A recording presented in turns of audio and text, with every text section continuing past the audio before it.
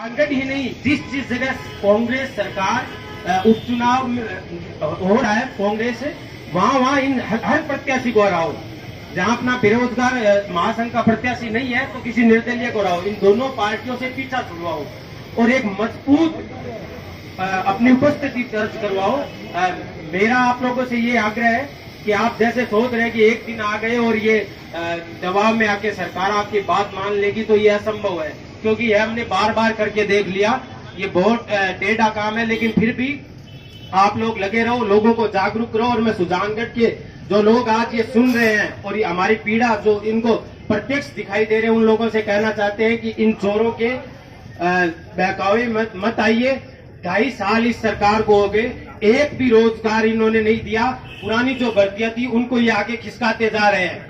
कभी कोरोना का बहाना बना लेते हैं, कभी EWS MBC का कुछ भी बहाना बना के, और ये लोग भर्तियों का आगे सरकार है। स्कूल व्याख्याता 2018 में 14% सीटें इन्होंने EWS और MBC के नाम से काटी।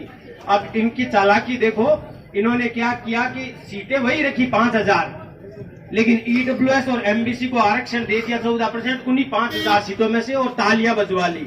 इनका खेल देखो, क्योंकि इनका तो कुछ गया नहीं। अब उन 5000 सीटों में से 14% सीटें कम हो गई, और हम लोग जो मूल जो पद थे उन्हें कम होने से मुख्य सूची से बाहर हो गए।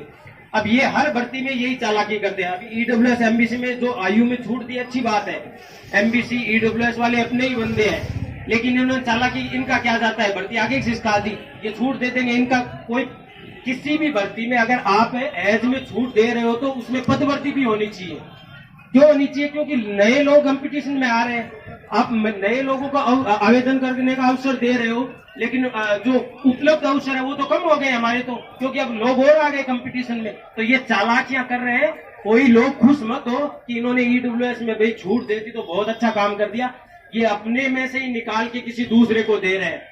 आपकी जो रोटी है ना, उसी में से दूसरे को दे रहे हैं। ये नई थाली आपके लिए नहीं लगा रहे हैं। तो ये गुमराह करने वाले लोग हैं, षड्यंत्रकारी लोग हैं। इनसे मैं तो आपसे निवेदन करता हूं, हमने तो अच्छी तरह इनको देखा है, और शिक्षा मंत्री जी का तो कहना ही जाए, उनको तो मैं तो कहता हूं कि काले झंडे की जगह जूतों की माला पहनाओ। मैं तो कहता हूं अगर वो कहीं मिल जाए तो। शिक्षा मंत्री तो आप डरिए, मैं भी जाट हूं, उनसे मैं ठोक के कहता हूँ आप भी जाट हो, आप जही रोकते, हमने भी रोक दिया, आ जाओ आप।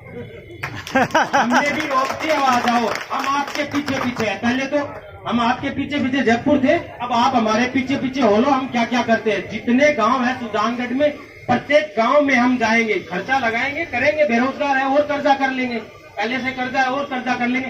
प्रत्येक गांव में जा जाके इनके खिलाफ प्रचार करेंगे, लोगों को समझाएंगे कि ये गुमराह करने वाले लोग हैं। जय हिंद, जय भारत।